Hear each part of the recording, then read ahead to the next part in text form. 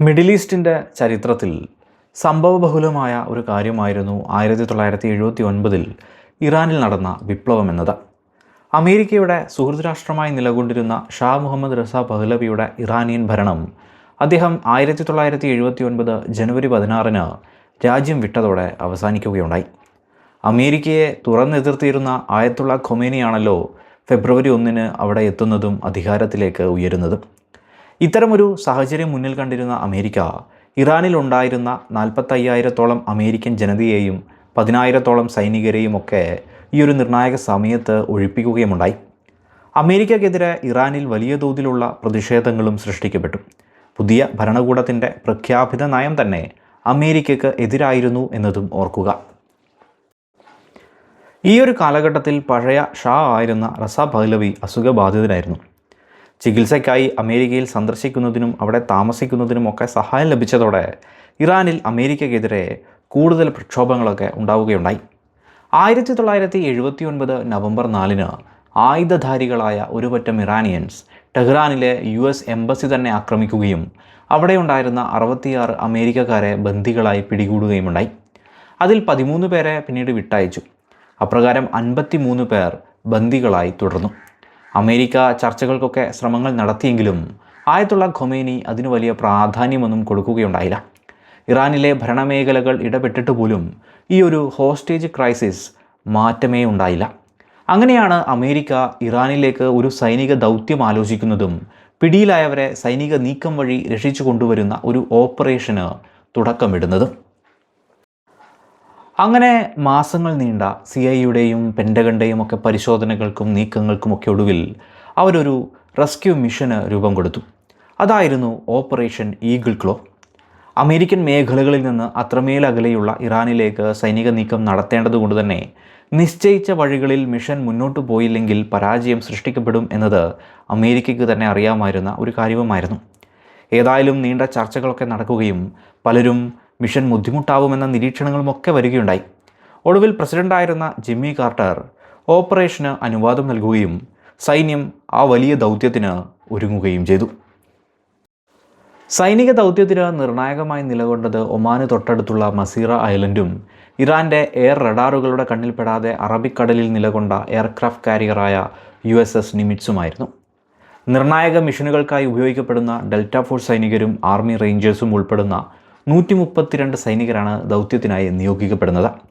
American എയർഫോഴ്സിൻ്റെ 3 MC-130 വിമാനങ്ങളിൽ ഈ സൈനികരെയും എളുപ്പത്തിൽ റീഫ്യൂവലിംഗ് സാധ്യതകൾക്കായി അതുമായി ബന്ധപ്പെട്ട രീതിയിൽ പുനർക്രമീകരണം നടത്തിയ 3 EC-130 വിമാനങ്ങളും മസീറ ഐലൻഡിൽ നിന്നും ഇറാനിലേക്ക് റഡാറുകളുടെ കണ്ണ് വെട്ടിച്ചുകൊണ്ട് താഴ്ന്നു പറക്കുകയും ടെഹ്റാനിൽ നിന്ന് 320 കിലോമീറ്ററോളം അകലെയുള്ള ഗ്രേറ്റ് സാൾട്ട് ഡെസേർട്ടിലെ നിശ്ചയിക്കപ്പെട്ട പോയിൻ്റായ ഡെസേർട്ട് 1ലേക്ക് എത്തിച്ചേരുകയും ചെയ്യും. ഡെസേർട്ട് 1 എന്നത് ഇറാനിലാണെങ്കിലും US സൈന്യത്തിന് സുരക്ഷിതമായി നിലനിൽക്കാൻ സാധിക്കുന്ന ഒരു മേഖലയായിരുന്നു. ഇതേസമയം USS നിമിറ്റ്സിൽ നിന്ന് നേവിയുടെ 8 RH-53D ഹെലികോപ്റ്ററുകൾ പറന്നുയരുകയും അതും ഇറാനിലൂടെ താഴ്ന്നു പറന്നുകൊണ്ട് ഡെസേർട്ട് 1 പോയിന്റിലേക്ക് എത്തിച്ചേരുകയും ചെയ്യും. തുടർന്ന് റീഫ്യൂവലിന് ശേഷം ആക്രമണത്തിനായി നിയോഗിക്കപ്പെട്ട സൈനികരെയും വഹിച്ചുകൊണ്ട് ടെഹ്റാന് 100 കിലോമീറ്റർ അകലെയുള്ള മലനിരകളുടെ സാന്നിധ്യമുള്ള ഡെസേർട്ട് 2 എന്ന പോയിൻ്റുള്ള മേഖലയിലേക്ക് എത്തിച്ചേരുകയും അവിടെ സൈനികർ സുരക്ഷിതമായി പിറ്റേ ദിവസം രാത്രിയാവുന്നതുവരെ ഒളിക്കുകയും ചെയ്യും. പിറ്റേ ദിവസം രാത്രിയിൽ ഇറാനിലെ തന്നെ വിശ്വസ്തരായ ഏജൻറ്റുമാർ, CIA അണ്ടർ കവർ പോലുള്ളവർ വാഹനങ്ങളുമായി എത്തിച്ചേർന്ന സൈനികരെ ടെഹ്റാനിലെ എംബസി മേഖലകളിലേക്ക് എത്തിക്കും. തുടർന്ന് സൈനികർ എംബസിയിലേക്ക് സൈനിക നീക്കം നടത്തുകയും ബന്ദികളെ മോചിപ്പിക്കുകയും ഹെലികോപ്റ്ററിന് എയർലിഫ്റ്റ് ചെയ്യാൻ പറ്റുന്ന തരത്തിൽ ഒരു മേഖലയിൽ നിലയുറപ്പിക്കുകയും ചെയ്യും. സൈനിക നീക്കത്തിന് ഏതെങ്കിലും തരത്തിലുള്ള അപകടങ്ങൾ സംഭവിച്ചാൽ അത് തടയുന്നതിനായി വ്യോമ സഹായവും നിലനിൽക്കും. അപ്രകാരം ഹെലികോപ്റ്ററുകൾ എത്തിച്ചേർന്ന് ഇവരെയും എടുത്ത് ഇറാൻ്റെ ദക്ഷിണ മേഖലയിലേക്ക് പറക്കും. അവിടെ ഉപേക്ഷിക്കപ്പെട്ടിട്ടുള്ള മസറിയ എയർബേസ് നേരത്തെ തന്നെ ആർമി റേഞ്ചേഴ്സ് സെക്യൂർ ചെയ്തിട്ടുണ്ടാകും. അവിടെ നിന്നും C-141 ട്രാൻസ്പോർട്ട് എയർക്രാഫ്റ്റ് ഉപയോഗിച്ചുകൊണ്ട് അസാൾട്ട് ടീം, ഹോസ്റ്റേജസ് തുടങ്ങി എല്ലാവരെയും വഹിച്ചുകൊണ്ട് ഇറാന് പുറത്തേക്ക്, അതായത് ഈജിപ്തിലെ എയർബേസിലേക്ക് ഈ വിമാനം പറക്കും. പറക്കുന്നതിന് മുന്നോടിയായി മിഷന് ഉപയോഗിച്ചിട്ടുള്ള 8 ഹെലികോപ്റ്ററുകളും ആയുധ സാമഗ്രികളും ഒക്കെ റേഞ്ചേഴ്സ് നശിപ്പിക്കുകയും ചെയ്യും. ഇതായിരുന്നു ബന്ദികളെ രക്ഷപ്പെടുത്തുന്നതിനായി അമേരിക്ക നടപ്പാക്കാൻ ഒരുക്കിയ ഓപ്പറേഷൻ ഈഗിൾ ക്ലോ എന്നത്. മിഷന് മുന്നോടിയായി തന്നെ ഇറാനിലേക്ക് രഹസ്യമായി ചില സൈനിക നീക്കങ്ങളൊക്കെ നടക്കുകയും എയർഫോഴ്സ് ഡെസേർട്ട് 1-ൽ പരിശോധനകളൊക്കെ നടത്തുകയും ചെയ്തു. ഇറാനിലേക്കുള്ള ഓപ്പറേഷൻ രാത്രിയിൽ നടത്തേണ്ടിയിരുന്നത് കൊണ്ട് തന്നെ ദുഷ്കരമായിരുന്നു. നൈറ്റ് വിഷൻ ഉപയോഗിച്ചുള്ള സൈനിക നീക്കമായിരുന്നു അന്ന് നടന്നത്. അതുവരെ അത്ര വലിയ ദൗത്യമൊന്നും നൈറ്റ് വിഷനിൽ ഉണ്ടായിരുന്നില്ല എന്ന കാര്യം കൂടി ഓർക്കുക. അങ്ങനെ 1980 ഏപ്രിൽ 24-ന് ദൗത്യം ആരംഭിച്ചു. സൈനികരെയും വഹിച്ചുകൊണ്ട് MC-130 ഡെസേർട്ട് 1 പോയിന്റിലേക്ക് വന്നിറങ്ങി. എന്നാൽ മിഷന് തടസ്സങ്ങൾ ഉണ്ടാകുന്ന കാഴ്ചകളാണ് പിന്നീട് അങ്ങോട്ട് ഉണ്ടാവുന്നത്. 44 യാത്രക്കാരെയും വഹിച്ചുകൊണ്ട് ഒരു ബസ് ഈ സമയം അതുവഴി കടന്നു പോവുകയുണ്ടായി. അതോടെ റേഞ്ചേഴ്സ് അതിനെ തടയുകയും പിടിച്ചു വെക്കുകയും ഉണ്ടായി.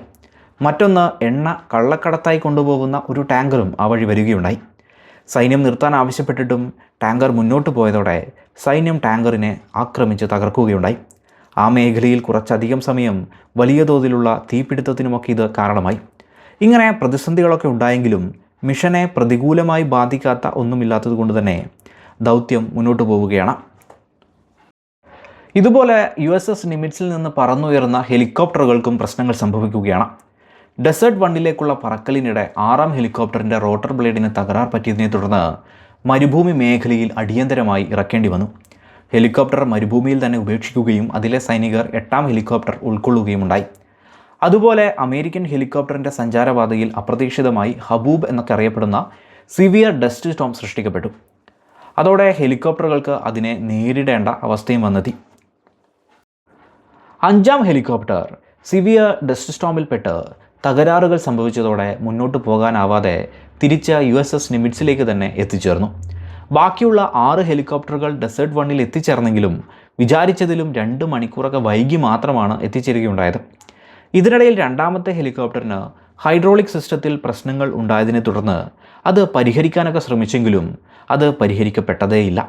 അതോടെ ദൗത്യത്തിന് ഇനി വെറും 5 ഹെലികോപ്റ്ററുകൾ മാത്രം എന്ന അവസ്ഥ അവിടെ വരികയാണ്. സൈനികരെയും ആയുധങ്ങളെയും 5 ഹെലികോപ്റ്ററിൽ കൊണ്ടുപോവുക എന്നത് സംശയകരമായി മാറി. ചുരുങ്ങിയത് 6 ഹെലികോപ്റ്ററുകൾ എന്നതായിരുന്നു മുൻ ധാരണ.